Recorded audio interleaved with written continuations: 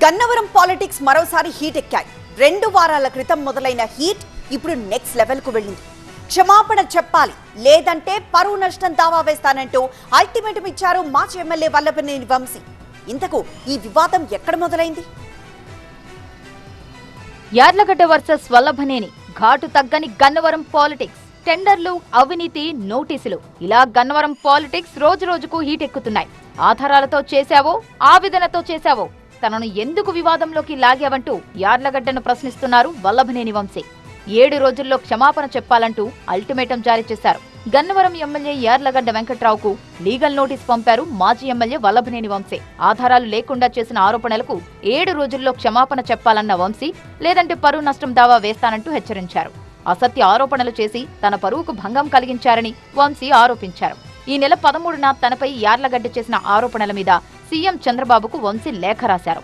Gannavaram airport integrated terminal contract పనులను KME సంస్థకు airport authority of India ఇవ్వడంపై యార్లగడ్డ వెంకట్రావు విమర్శలు చేశారు.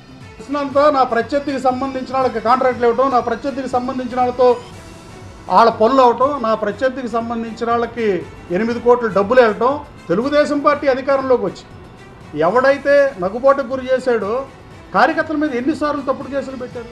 కేఎంవి సంస్థ వల్లభనేని వంశీకి సన్నిహితుడని యార్లగడ్డ వెంకట్రావు ప్రచారం చేయడాన్ని వల్లభనేని వంశీ సవాల్ చేశారు. విచారణలో అవినీతి జరిగినట్లు తేలితే బాధ్యులపై కఠిన చర్యలు తీసుకోవాలి. ఇందులో తన ప్రమేయం ఉందని నిర్ధారణ జరిగితే ఎలాంటి చర్యలైనా తీసుకోవచ్చన్నారు వంశీ.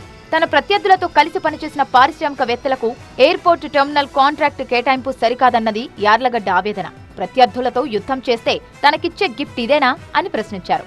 ఈ కామెంట్స్ కాస్త వంశీ వర్సెస్ యార్లగడ్డగా మారాయి. ప్రస్తుత గన్నవరం ఎమ్మెల్యే యార్లగడ్డ గతంలో వైసీపీలో ఉన్నారు. వల్లభనేని వంశీపై పోటీ చేసి ఓడిపోయారు. వైసీపీలోకి వంశీ వెళ్లడంతో అదే పార్టీలో చాలా కాలం యార్లగడ్డ తీవ్ర అసంతృప్తితో కొనసాగారు. ఆ తర్వాత ఆయన టీడీపీలో చేరారు. గత ఎన్నికల్లో టీడీపీ తరపున గెలుపొందారు. ఇక అప్పటి నుంచి టీడీపీకి చెందిన పారిశ్రామికవేత్తలతో ఆయనకు పొసగడం లేదన్న మాట వినిపిస్తోంది. ఇప్పుడు Vamsi versus Yarlagadda episode heat పుట్టిస్తోంది.